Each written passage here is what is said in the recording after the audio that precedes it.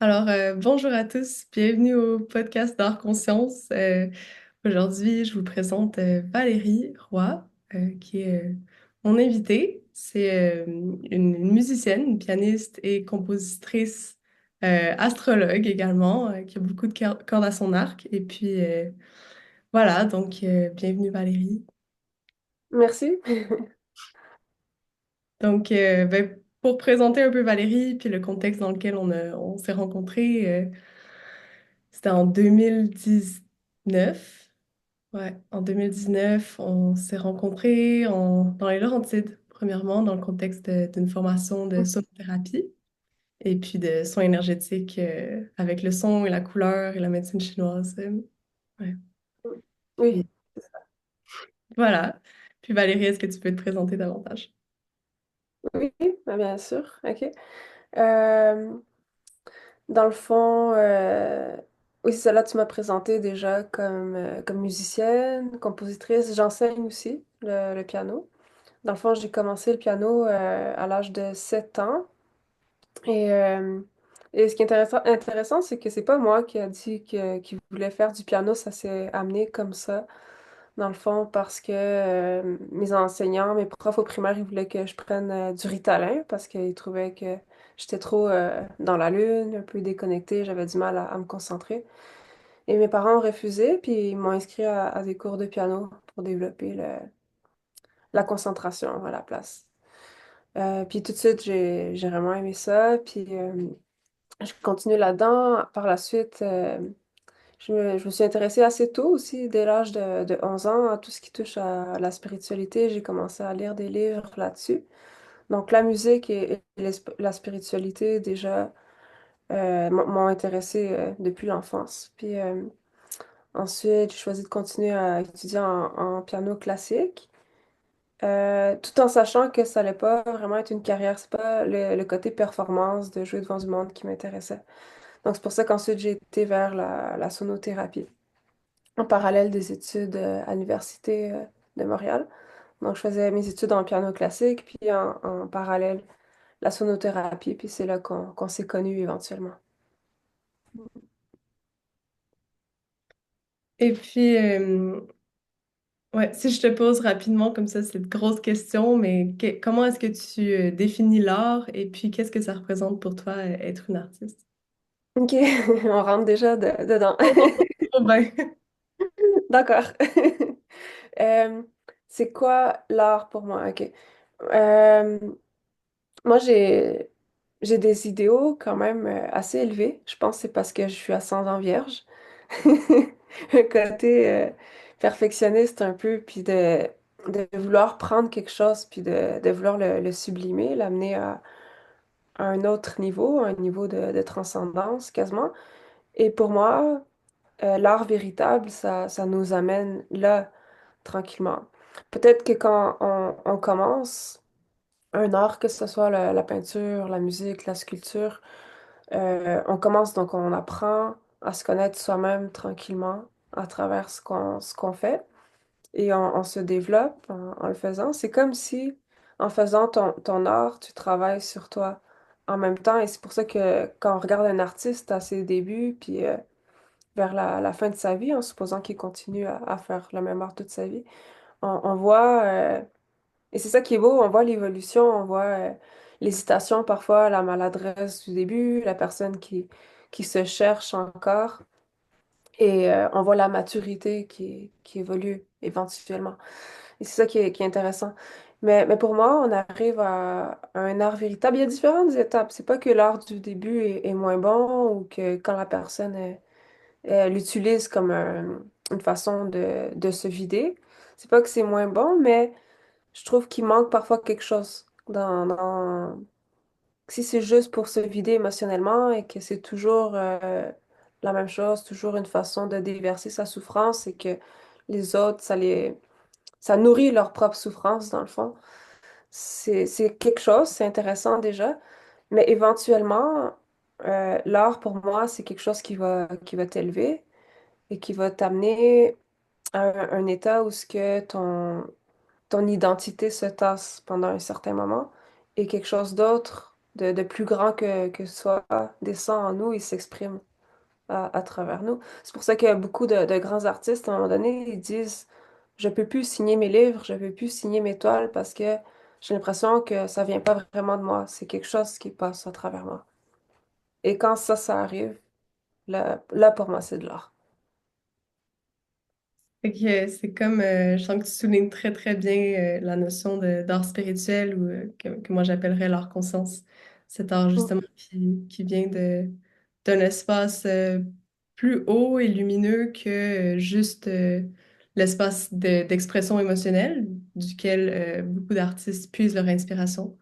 Et mm, puis, j'ai aimé oui, aussi comment tu soulignais la corrélation directe entre le cheminement intérieur et comment ça s'exprime extérieurement à travers l'évolution naturelle des créations qui deviennent de plus en plus donc lumineuses, inspirantes, ouais, mm, construites. Et puis comment le plus on s'alchimise à l'intérieur, le plus on peut vraiment exprimer oui, ça de nous à travers notre créativité et puis accéder à oui, quelque chose de plus grand, devenir un canal justement pour quelque chose de plus grand.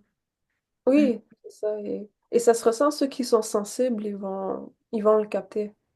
Mm, Ça va se voir, ça va se sentir dans ce que la personne crée. mm, Il y a comme une vibration spéciale qui va se dégager de vraiment, ces œuvres-là. ouais. Puis ça me fait penser, tu sais, ça me fait penser à ce qu'on appelle l'art de l'intelligence artificielle. Et Mm, puis, même si esthétiquement, l'art de l'intelligence artificielle ou ce que ce robot-là est capable de faire peut être plus attrayant que ce que certains artistes font, la qualité vibratoire est pas du tout la même, en fait. Il n'y a pas la même dedans parce que c'est pas relié justement à un processus de conscience vivant qu'un être humain avec une âme, avec tu sais, un corps, un cœur peut vraiment créer. Et puis, oui, je sens qu'il y a... Ouais, ça me fait penser à ça. Ça me fait penser à oui, comment le plus on va développer notre sensibilité, dans le fond, à d'où viennent les choses, le plus on va vraiment pouvoir observer la différence entre ce qui est créé par un robot, ce qui est créé par quelqu'un qui fait juste déverser ses émotions, ce qui est créé par un artiste qui est consacré dans un cheminement spirituel et puis qui a ce désir justement et ce haut idéal qui anime sa création. Je pense que les gens vont développer de plus en plus leurs antennes, ce que j'appelle les antennes spirituelles, puis vraiment que ça va devenir clair, évident. Mm. oui, ben oui, je le pense et je l'espère aussi que éventuellement on va aller vers ça, vers cette capacité de reconnaître l'âme, l'essence, puis la vibration qui se dégage des choses. Puis j'aime ton exemple, c'est très juste avec l'intelligence artificielle en ce moment, qui est beaucoup axée sur l'esthétique, le superficiel, juste l'apparence des choses. Mais si ça n'a pas d'âme, c'est ça. C'est ce que les gens vont finir par se rendre compte éventuellement aussi. Euh, c'est comme si tu voulais te nourrir de fruits sont très beaux, mais c'est du plastique. Tu peux pas vraiment te nourrir de ça. Ouais. Puis, je trouve aussi, tu sais, si on souligne les côtés positifs de l'intelligence artificielle, moi, je sens que ça peut nous amener à se réhumaniser davantage, parce que, Mm. comme tu prends l'exemple du fruit, tu sais, pour savoir en fait si le fruit est en plastique ou si c'est un vrai fruit, ben, on regarde l'arbre. Fait que l'arbre et le fruit sont indissociables. Si on veut savoir si le Ouais, fruit est en santé, on regarde si l'arbre est en santé. Et puis c'est comme si dans le milieu artistique, je sens qu'il y a souvent cette division entre l'artiste et son art où on vient vraiment plus regarder le résultat que, mais en fait, c'est quoi le processus? Comment est-ce que l'artiste a créé? Comment est-ce que l'artiste vit? C'est qui en fait l'artiste, tu sais, comme personne? C'est quoi vraiment sa qualité humaine, tu sais? ouais. Puis c'est comme si on est vraiment axé sur le résultat. Qu'est-ce que cet arbre-là produit et puis comment on peut vendre ses fruits, en fait. C'est vraiment ça qu'on voit, tu sais, dans le milieu artistique mainstream, là. C'est un peu de la vente de fruits à l'étalage. Dans cette commercialisation de l'art, je sens qu'on perd vraiment cette Mm.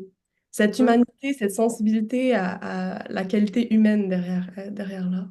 Oui, mais c'est un peu un témoignage de la société dans lequel on vit aussi, d'hyperconsommation, d'aller vite, d'avoir des résultats vite. Et comme tu dis, on met l'accent sur le résultat plutôt que le cheminement. Et parfois même, on oublie la qualité. On va préférer quelque chose qui a été vite, qui est quand même, tu sais, qui se tient. Mais quand tu prends ton temps et que tu mets vraiment ton cœur dans quelque chose et que c'est le chemin et puis le processus qui t'intéresse et que tu veux vraiment créer un chef-d'œuvre, ton but, ça sera pas de créer plein d'œuvres de qualité correcte, mais de mettre tellement ton âme dedans que ça te dérange pas si ça prend des années parce que ce que tu veux, c'est la qualité, vraiment. Le haut idéal. Oui, c'est ça. Ouais. Mais c'est ça, ça dépend, c'est quoi nos priorités, puis sur quoi on focalise notre énergie. Mm. Est-ce que, est-ce que toi, tu as des pratiques spirituelles qui, tu sais, ou qu'est-ce qui t'aide à te sentir inspiré, à cultiver, ouais, à cultiver l'inspiration, la clarté, à rester centré, puis à accéder justement à, ouais, à accéder davantage à cette vision que tu portes de cet art Oui, transcendant, comme tu dis. Mm. oui, ben oui, j'ai quelques pratiques spirituelles encore, surtout la méditation, même si c'est pas très long, ça peut être 5, 10, 15 minutes.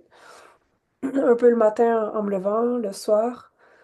Ça aide à mieux dormir aussi, puis à parfois faire des rêves intéressants aussi que j'aime bien noter après les symboles, tout ça. Euh, un peu de Qigong aussi le matin quand j'ai le temps. Avant, c'était vraiment plus strict là, à chaque matin, à chaque jour, puis ça m'a bien soutenue. Maintenant, on dirait que je suis en train de revisiter en ce moment justement mes pratiques puis mon approche à ce que je fais. Parce que justement, un peu comme en parallèle avec la musique puis l'art, justement, je veux plus que ce soit quelque chose que je fais juste parce que je pense que c'est ça qu'il faut faire ou parce que je pense que si je le fais pas, je me sentirai pas bien. Donc, mon approche est en train de changer vis-à-vis de ça un peu en ce moment.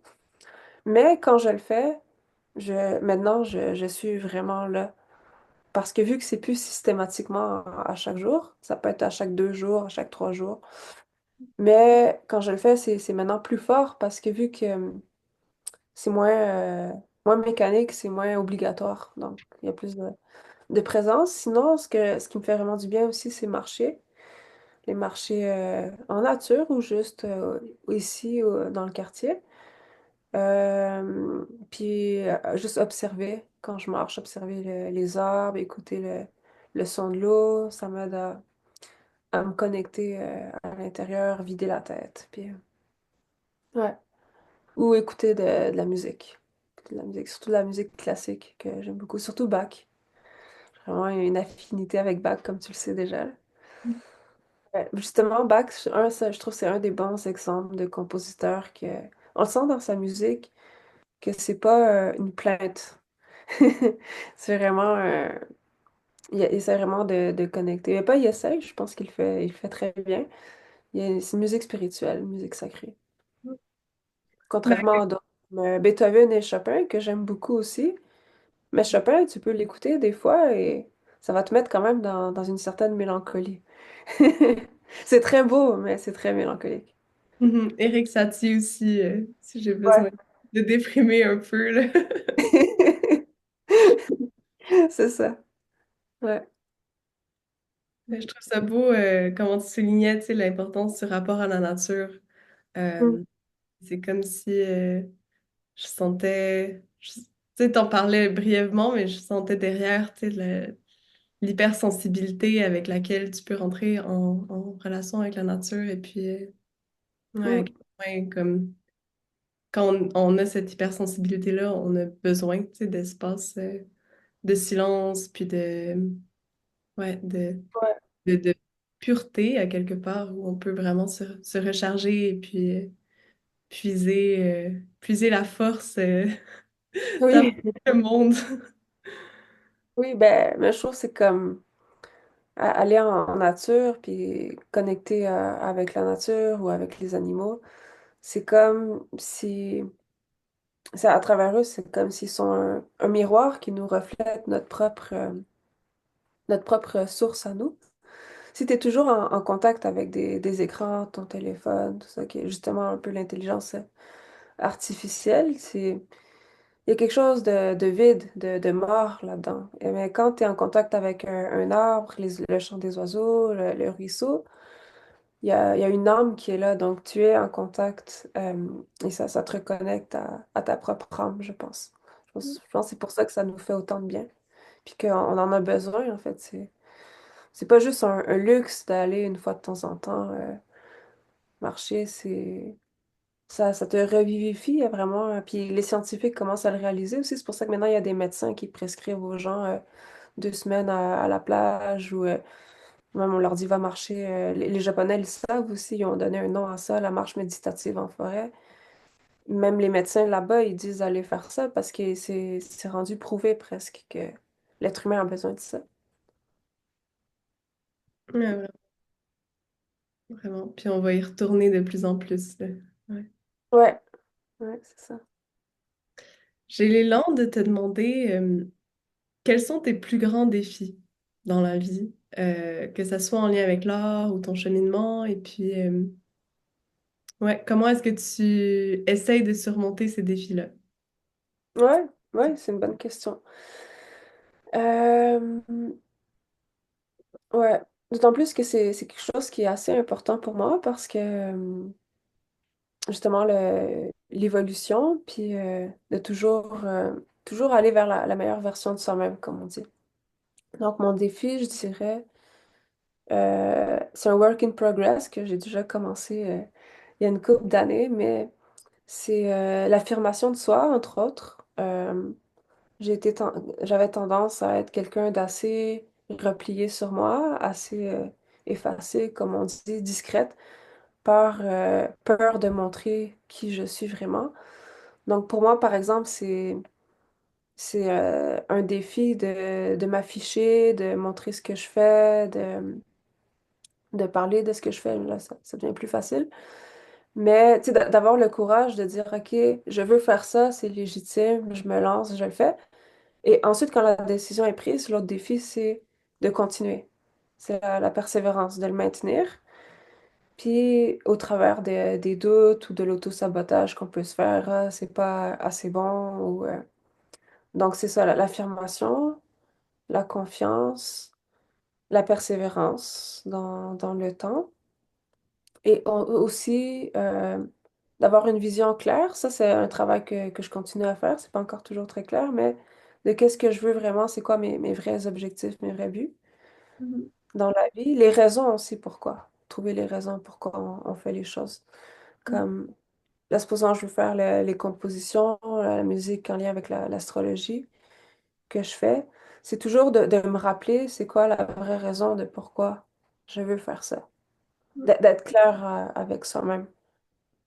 Donc, Rester consciente de ton intention derrière. oui, c'est ça, de ne pas perdre de vue ces intentions-là. Mm. J'imagine que tu parles de la difficulté à t'afficher publiquement. Je pense que c'est dans tout ce que je Ouais, fais de toi, c'est directement relié à une hypersensibilité. Que quelque part, le regard que les personnes posent sur nous nous affecte énormément. Moi, je le vois aussi, dépendamment de l'audience, la façon dont je vais me comporter change. Puis ça fait penser un peu à la science quantique, là, comment le ouais, regard change la façon dont on interagit, dont on devient. Et puis, ouais, c'est comme si je te sens naturellement très, très intuitivement en contact avec cette réalité-là. Puis, mm, ouais. Puis je me demande, qu'est-ce qui peut aider justement, que ce soit toi ou les artistes en général qui ont naturellement cette hypersensibilité-là, qui les bloque dans le rayonnement. Donc, il y a comme une part d'eux qui veulent rayonner et une part d'eux qui se retiennent parce que justement, il y a comme, j'ai l'impression qu'il n'y a pas encore assez d'espace que j'appelle spirituellement sécuritaire où l'artiste peut vraiment s'ouvrir dans sa profondeur, dans son hypersensibilité et puis être reçu décemment relativement à ce qu'il partage. Fait que, oui. Ben, je pense que oui, c'est ça. Il y a beaucoup de choses. Il peut y avoir plusieurs raisons. Ça dépend de chacun. Je pense que tu en aimes déjà beaucoup. Déjà, la sensibilité, oui. Au regard des autres, à ce que les autres vont penser. Je pense qu'il y a un peu de ça. Mais ensuite, évidemment, il y a tout le parcours de l'enfance aussi. Les traumas de l'enfance, qu'on grandit, tout ça. Les blessures de rejet, d'abandon. En tout cas, donc c'est un travail de guérison, je pense, entre autres, qu'il faut commencer à faire. Ensuite, dans mon cas, ce que je sens et ce que je pense que beaucoup d'autres artistes partagent probablement, pour moi, c'est plus la peur de ma propre lumière, la peur de ma propre puissance. Si je creuse vraiment au fond, je pense que c'est ça. Mais dans cette peur-là, il y a aussi un désir de l'utiliser comme il faut, non? Oui, peut-être, Ouais. peut-être. Et ou de dévier, justement, puis C'est de ça, parce que venir. si on a un grand idéal et puis qu'on a un grand pouvoir, ben on veut pas juste être dans son pouvoir juste pour être dans son pouvoir, on veut être bien placé dans son pouvoir justement pour tendre vers ce haut idéal, sinon c'est comme Ouais, il y a un peu de ça. pas Il y a un notre peu propre jeu, là. la peur de... Puis c'est drôle parce que j'ai ressenti cette peur-là assez jeune. Euh, quand je savais que je voulais aller en piano, je me projetais dans le futur déjà. Je pense que j'étais fin adolescent. Je me projetais, je me disais, il faut pas que je devienne pianiste de concert parce que sinon, si je deviens riche, célèbre et connu en tant que pianiste, je vais plus avoir d'amis, je vais être riche, mais je vais être seule puis je vais être déprimée. Je sais pas pourquoi j'avais cette vision-là. Déjà, je me disais, faut pas que j'aille dans cette voie-là. Tu as déjà une imagination bien créative. Mais c'est ça, je me disais, si... Je sais pas pourquoi, peut-être c'est une vie antérieure ou des souvenirs ou un deep knowing du potentiel, un potentiel qui est là, mais qui serait autodestructeur éventuellement, là. Ouais. Euh, Pour Et donner, ça c'est ça, me donne, ça me fait faire le pont, tu sais, sur le fait que tu as quand même étudié au conservatoire et puis, tu sais, tu as été vraiment dans le milieu de la musique classique, tu t'es formé là-dedans et puis tu as choisi, dans le fond, de un peu dévier de cette voie-là et puis pourquoi, tu sais. Ouais, mais je me suis toujours auto-sabotée, justement peut-être à cause de cette peur-là, la peur de trop réussir. Donc, je m'auto-sabotais parce que je me couchais tard, même j'avais des examens, puis tout le temps en période d'examen, j'avais une addiction aux jeux vidéo qui revenait. Puis là, Mhm. je perdais tellement de temps avec les écrans, les jeux vidéo, je mangeais pas bien, je me couchais tard, je me levais tard. Tout ça, ça a affecté ma pratique, justement, de piano. C'est comme si une partie de moi voulait pas vraiment réussir dans ce domaine-là. Mais j'aimais ça. J'adorais ça. J'aimais le piano. J'aimais... Mais mes comportements n'étaient pas alignés avec ce que je faisais là-bas à l'époque. Ouais, je Ouais. comprends. Mais en même temps, j'ai l'impression que tu sais, tu utilises le mot auto-sabotage, mais je me demande, tu sais, je trouve que ça peut être plus beau que ça. Tu sais. On peut en parler avec un sens plus inspirant que ça. Parce que dans le Ouais, auto-sabotage, il y a une forme de culpabilité qui vient avec, à quelque part. Tu sais. Et ça se puis, peut, ouais. ouais, de ce que je connais de toi, je pense qu'il y a quand même comme si, à un moment donné, tu as dû choisir entre la voie conventionnelle, le cadre classique du conservatoire, d'une façon, tu sais, tout un environnement de c'est ça, tout un environnement artistique, mais très strict. Et puis ton chemin spirituel, ta propre créativité, ton cheminement à ce niveau-là. Donc, je pense qu'au-delà, tu Ouais. sais, là, tu dis je m'auto-sabotais, mais tu parles plus du symptôme même de comment tu te sentais à ce moment-là, tu sais, dans cette phase-là de ta vie. Mais si tu regardes plus l'ensemble du choix que tu as fait, en fait, de Ah, oui, non, mais dévier je de suis cette contente voie-là, de... tu sais, c'est ça, Je sais pourquoi que est-ce que tu as c'est choisi la autre bonne. chose que ce chemin-là? Ouais. Ouais, ouais, non, c'était clairement la bonne chose aussi. Ensuite, pour moi, c'était aussi un cadeau d'être là-bas quand même si c'était pas nécessairement toujours facile ou que oui, le côté très encadré, strict était dur à vivre pour moi. Mais c'est ça, mais je pense que c'était aussi révélateur de toute cette période-là, de ce que j'avais besoin de retrouver en moi. Et de un moment donné, réaliser, OK, là, c'est assez de vouloir avoir une colonne vertébrale extérieure, un pilier extérieur qui me tient à ma place. J'étais soutenue par les autres. J'étais soutenue par le cadre du conservatoire, par mes profs qui me disaient quasiment tout quoi faire, quoi penser. Même le directeur là-bas, à un moment donné, qui me disait de lui faire un plan détaillé de mon style de vie, à quelle heure je me lève, qu'est-ce que je mange, qu'est-ce que je fais les fins de semaine. Je voulais vraiment voir où je mettais mon temps puis mon énergie pour voir, OK, cette fille-là, elle a besoin d'un cadre, elle a besoin qu'on l'encadre à sa place parce qu'elle va pas le faire elle-même. Il y avait quand même raison. Mais moi, ça m'enlevait quand même mon propre pouvoir. Puis à un moment donné, ça a été de réaliser, là, c'est assez les autres qui me tiennent à ma place. Je me tiens droite moi-même, j'ai ma propre colonne vertébrale. Je sais ce que je veux, je sais ce que je veux. Je l'ai pas su tout de suite, là. Est-ce que même aujourd'hui, je le sais complètement? Je pense pas. Mais c'est déjà beaucoup mieux qu'il y a 5 ans, ça, c'est sûr.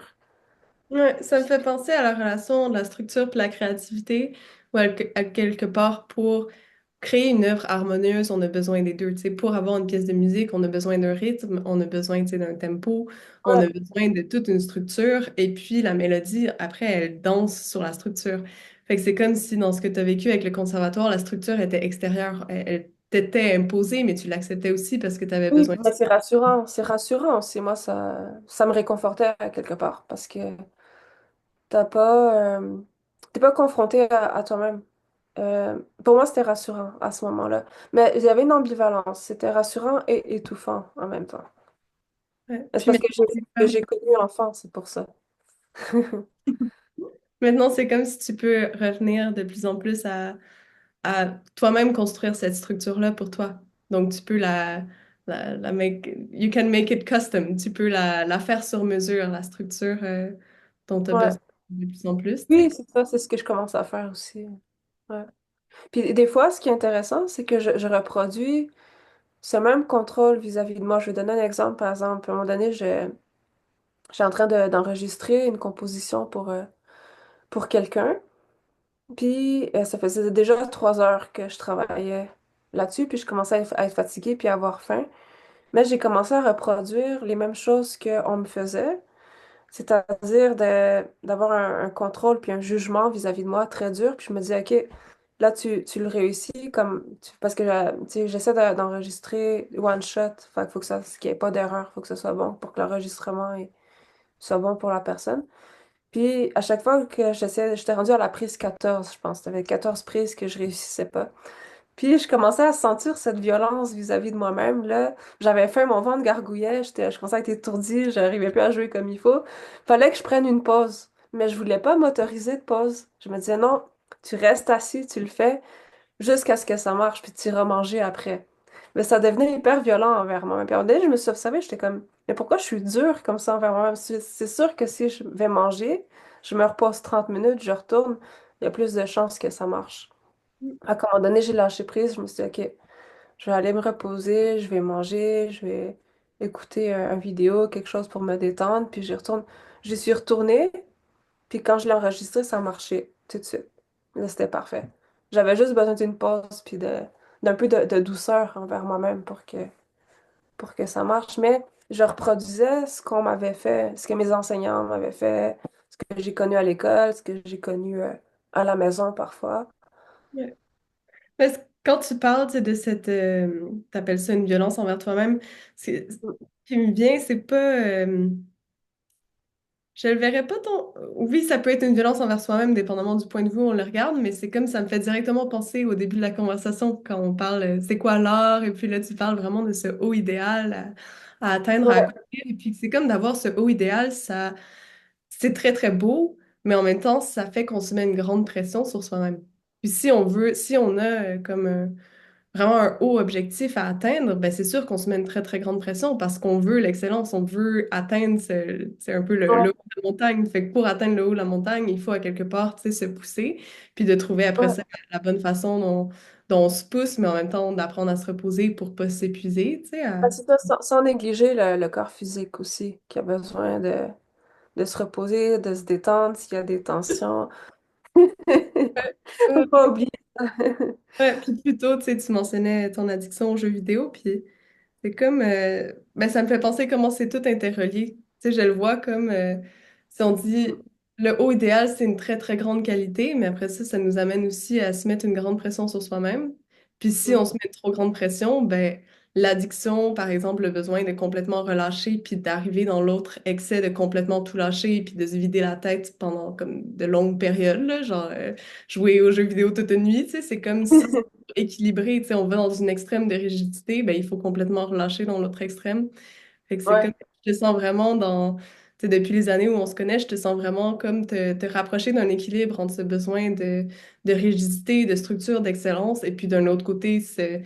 de développer cette douceur envers toi-même, puis, tu sais, Ouais, te puis si tu vas donner. pas, si tu vas pas, comme tu dis, dans un excès, il y a moins de chances que la balance aille comme quelqu'un qui fait un régime hyper strict, puis qui il coupe tous les aliments qu'il aime pendant longtemps, mais d'une façon trop rigide. Après ça, il va aller dans l'autre excès, d'aller manger plein de sucreries ou plein de... parce qu'il Ouais, s'est privé trop longtemps. Mais, mais c'est ça. Mais ensuite, c'est de choisir aussi des moments de détente qui nous font vraiment du bien, là. Un peu de jeux vidéo, pourquoi pas une fois de temps en temps, mais c'est ça, c'est aussi de trouver des façons de se détendre qui te nourrissent réellement l'âme en même temps. Ça, c'est encore mieux, je ouais, trouve. ouais, puis je sens que, tu sais, c'est un cheminement. Et puis c'est important de se soutenir entre nous, puis de se rappeler à nous-mêmes l'importance de laisser aller tous ces jugements qu'on porte sur nos addictions, parce que nos addictions sont là pour nous aider à se réguler comme on peut, en fait. C'est, si on a, par exemple, un haut idéal, par exemple, ben ça nous amène après ça à se mettre une grande pression parce qu'on a un grand désir d'excellence, mais après ça, d'un autre côté, ça peut amener une addiction à relâcher. Puis moi, je me reconnais là-dedans aussi, tu sais, dans mon addiction aux réseaux sociaux puis aux écrans, ça c'est sûr.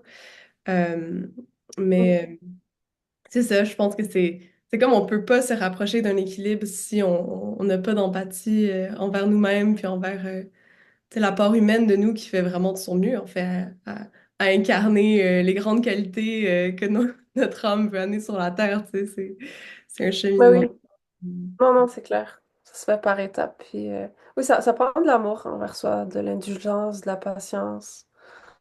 Puis, beaucoup d'introspection aussi, de voir, OK, quand il y a un inconfort ou quand il y a justement ce désir d'aller vers quelque chose qu'on considère comme une addiction, qu'est-ce qui se passe en réalité? C'est quoi ce qu'on a vraiment besoin à ce moment-là? Parce que souvent, c'est des béquilles ou des choses pour pallier ou des plasters qu'on se met pour adoucir quelque chose, peut-être une souffrance qui est là. Puis c'est aussi d'aller voir éventuellement c'est quoi réellement cette souffrance-là, d'où elle vient. Parce que si tu fais toujours compenser, à un moment donné, tu règles pas vraiment le problème à la source aussi. Parce Ouais. que je pense que oui, il y a l'excès qui peut expliquer, un excès de pression puis de workaholisme. Mais pour moi, c'est la même chose et peut-être que il faut aussi voir c'est quoi la raison pourquoi je suis dans un excès de travail. On va dire, je suis dans un excès de faire trop de piano, ce que j'ai fait à l'université jusqu'à avoir des tendinites, puis j'oubliais de manger. Ça devenait grave quand même. Et j'avais ça, j'avais un excès de vouloir travailler trop mon piano et ensuite trop jouer aux jeux vidéo, mais les deux, ils viennent de la même souffrance en fait. C'est deux façons différentes de compenser un manque intérieur, un vide. C'est peut-être un besoin d'amour, de chaleur humaine, un sentiment de solitude, un trauma d'enfance qui a été enfoui, qui fait qu'on va aller dans un excès de travail ou un excès d'écran. Mhm. Ils viennent de la même place, ces deux problèmes-là.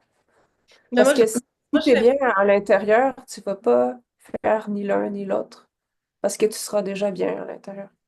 ouais, ouais, c'est ça.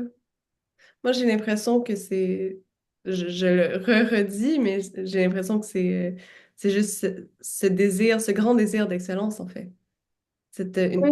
une exigence que tu as envers toi-même parce que tu as un grand désir d'exigence. J'ai pas l'impression que tu sais, on peut l'interpréter de multiples façons comme on peut tout interpréter, mais j'ai pas l'impression que ça, en tout cas, ça, c'est mon opinion personnelle, que ça vient d'un espace de manque d'amour ou de blessure d'enfance. Tu sais, il y a multiples interprétations, puis on peut rentrer dans une forme de psychanalyse et Non, de... mais le désir d'excellence, il est très bien. Moi, je trouve que c'est c'est beau d'avoir ça, ce désir d'excellence. C'est quand tu l'amènes à un niveau que tu t'auto-détruis à un moment donné. C'est ça là que ça devient pas bon. Puis c'est ce que j'ai fait à l'université. Les gens, ils me voyaient aller, ils avaient peur parce que je mangeais pas, je perdais du poids, je dormais pas bien.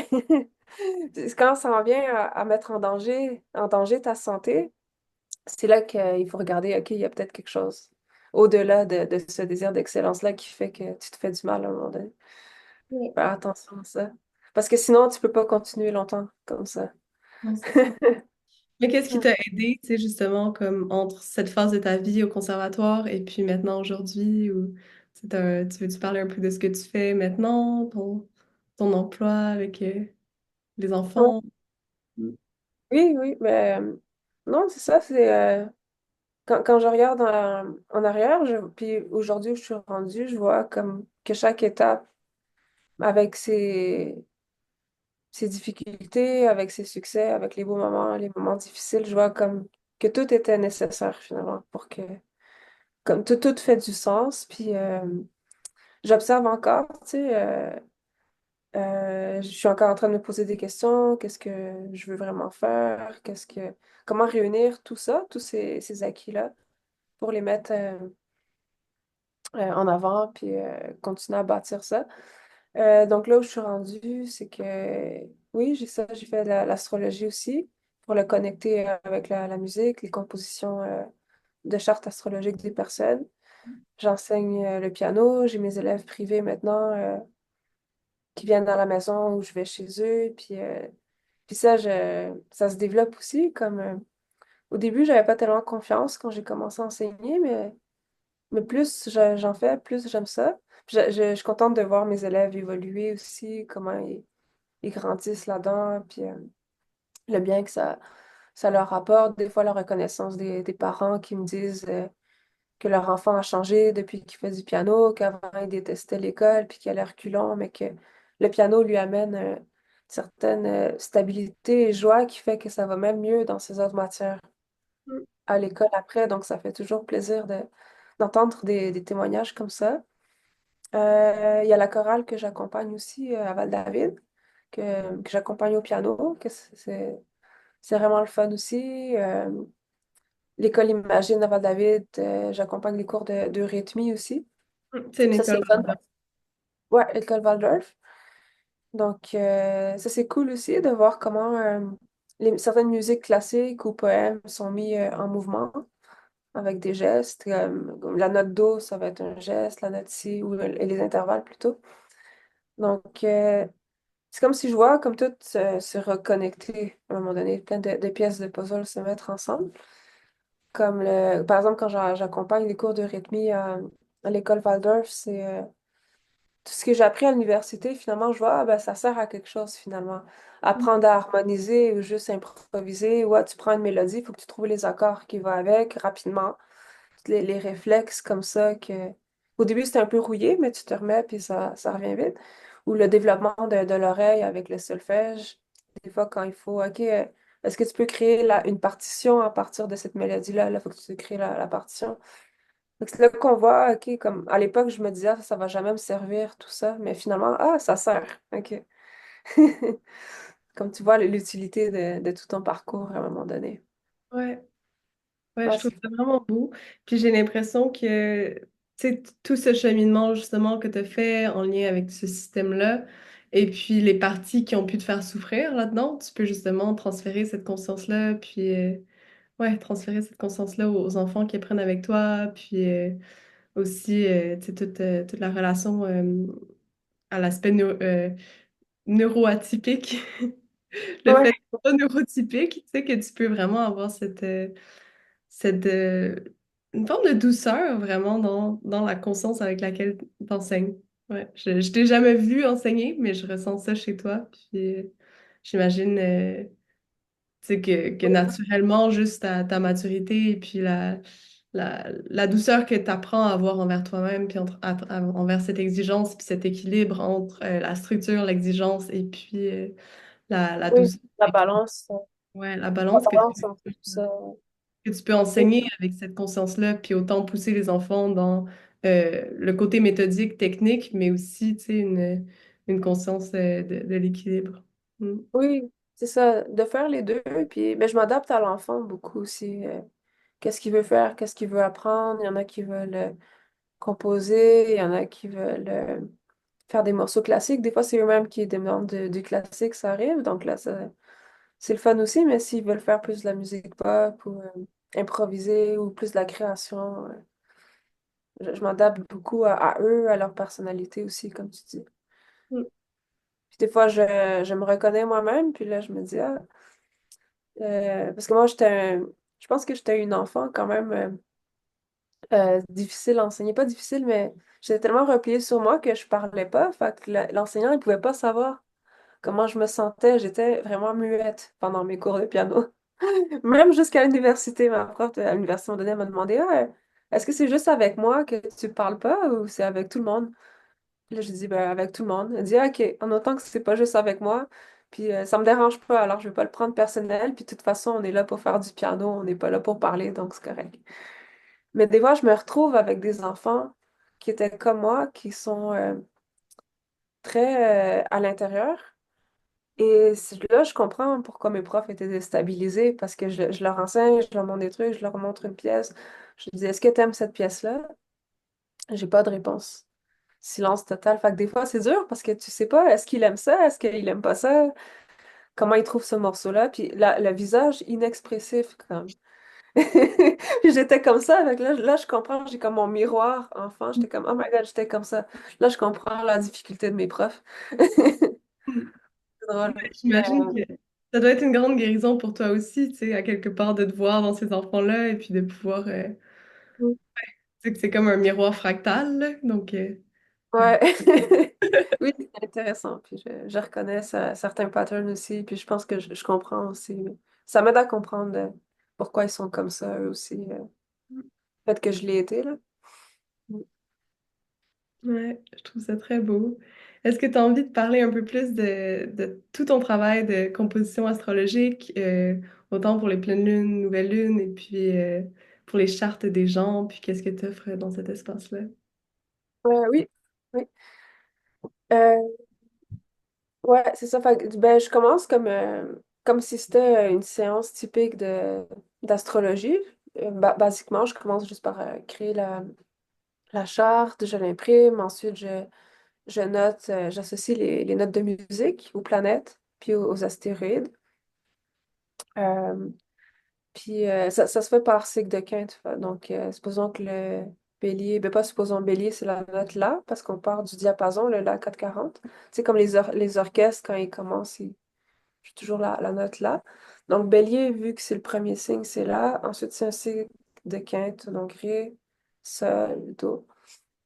Donc, dépendamment la position de la planète, dans quel signe elle va avoir sa note. Ensuite, pour commencer, je joue toujours comme juste une méditation sonore, je joue une planète à la fois. En laissant de l'espace, je laisse respirer un peu le tout.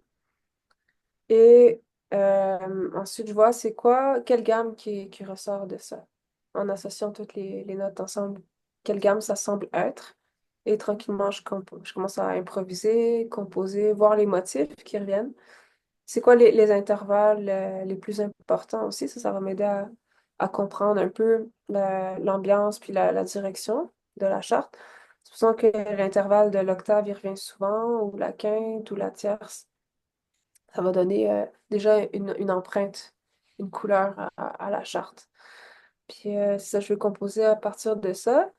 Je me laisse aussi inspirer par c'est quoi l'élément qui revient le plus? Est-ce qu'il y a plus de planètes dans des éléments de feu, comme le bélier, le lion, ou est-ce que c'est plus des planètes dans l'élément eau, comme cancer, poisson, tout ça? C'est quoi l'élément qui est le plus fort?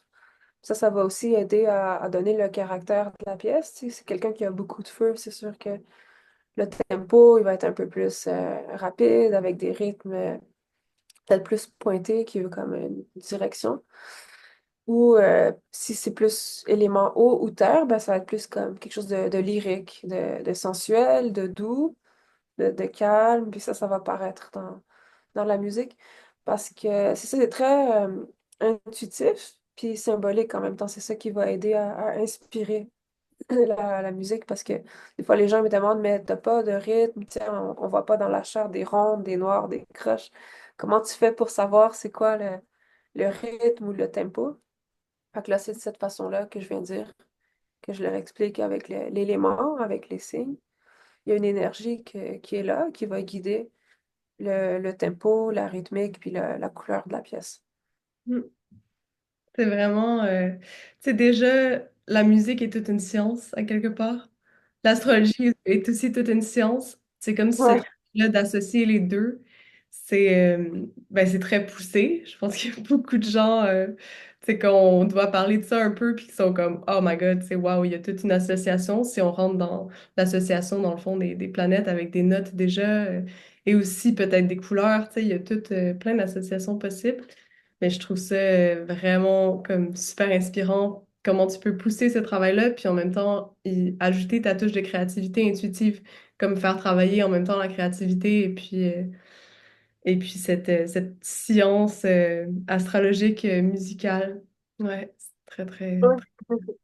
vraiment. Oui, c'est tout un parcours aussi. Je dirais que tu sais, j'ai commencé, je pense, que c'était en 2022, l'été. Donc, ça va faire 3 ans bientôt. Tu sais, c'est quand même récent encore. Puis à chaque fois, tu sais, c'est comme quand au début, on parlait de l'art, c'était quoi l'art, puis que tu commences quelque chose au début, puis au début, t'es pas sûr, t'essayes, tu sais, des choses. Puis, mais c'est un peu la même chose, ça m'a pris quand même du temps. Avant que je commence, ça faisait 2 ans que j'y pensais, que je voulais faire ça. Mais j'osais pas le faire, puis je me sentais pas encore légitime, il fallait que je connaisse mieux l'astrologie. Mhm. Fait que j'ai fait trois niveaux d'astrologie, 3 ans. Avec qui? J'avais eu mon certificat, puis comme quoi je peux faire des séances d'astrologie normales aussi si je veux, mais plus conventionnelles, je veux dire. Mais c'est pas ça que je voulais faire, je voulais le connecter à la musique. Mais ça m'a pris du temps avant d'avoir le courage de dire, OK, là, je vais le faire. Puis on apprend en même temps, tu sais. Ouais. C'est sûr qu'au début, tu le fais de façon plus, pas mécanique, mais pour te rassurer, justement, tu as besoin d'un cadre très, très strict. À un moment donné, tu dis, OK, là, je vais sortir plus du cadre, puis aller plus avec l'intuition. Ouais. Le plus tu maîtrises le cadre, le plus tu peux justement t'en libérer et puis Ouais, l'adapter, ouais, le, le modifier, le vivifier avec ta créativité. oui. Puis de garder aussi l'humilité de dire, je continue d'apprendre en même temps. Mm. Parce que même les astrologues, quand ils commencent, il y a des choses qui continuent à étudier pour être capable de le faire. Parce qu'on dit que l'astrologie, pour vraiment l'intégrer, ça prend au moins 12 ans, quand même 12 ans d'études. Ouais, au moins.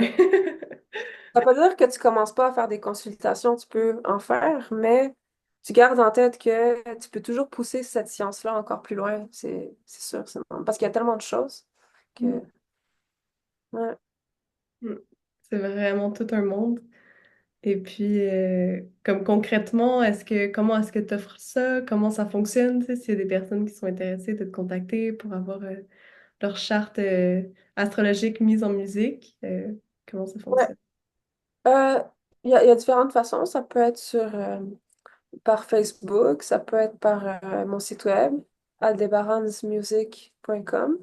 Je vais le mettre en commentaire. Ok, oui, je te l'enverrai, merci. Ça peut être... oui, c'est ça. Facebook, site web. Ensuite, j'ai besoin des infos de naissance, donc l'heure, la date, le lieu.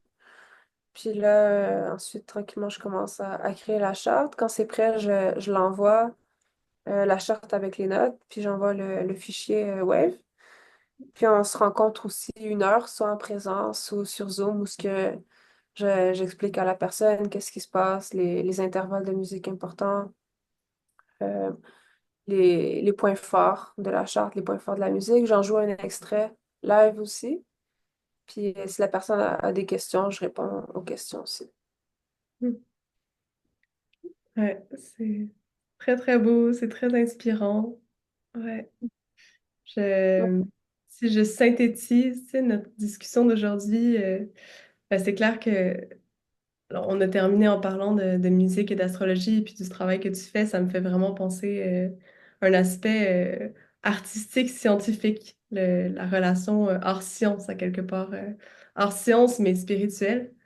Et Ouais, puis, c'est comme si je vois vraiment l'archétype de la scientifique en toi, mais cet équilibre entre l'art et la créativité artistique, comment tu apprends à marier les deux.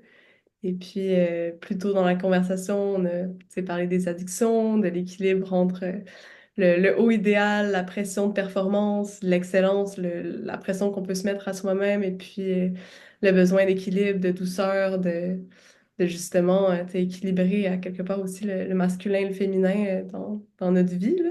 Ça me fait penser à ça aussi. oui, ouais, c'est vrai. Il y a tous ces thèmes-là qui sont venus.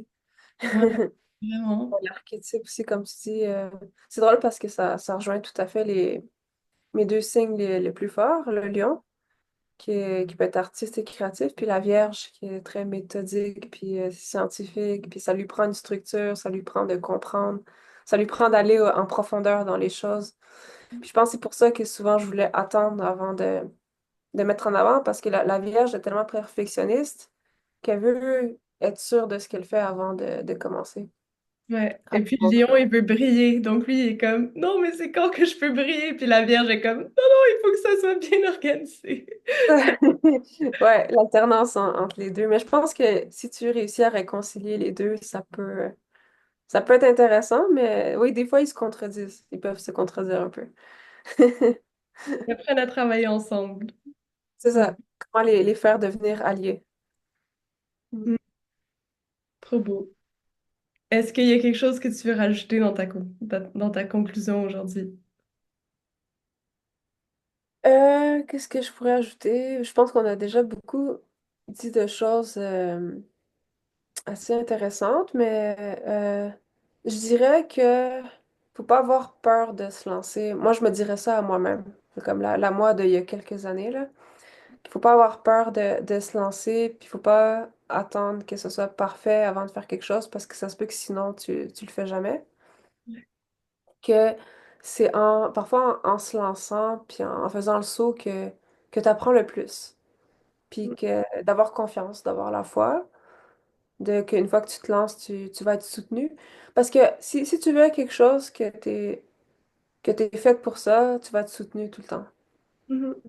Donc d'avoir la foi, puis de foncer. Mm. Sur ces belles paroles, merci beaucoup pour ta présence aujourd'hui, cette belle conversation, puis ouais, toute la profondeur de cet échange aussi. Et Mm. puis, je vais mettre donc tes informations en commentaire pour des gens qui seraient intéressés à avoir leur charte astrologique ou rentrer en contact avec toi. Et puis, je te souhaite une belle journée et à très bientôt. Merci. Oui, merci beaucoup. À bientôt.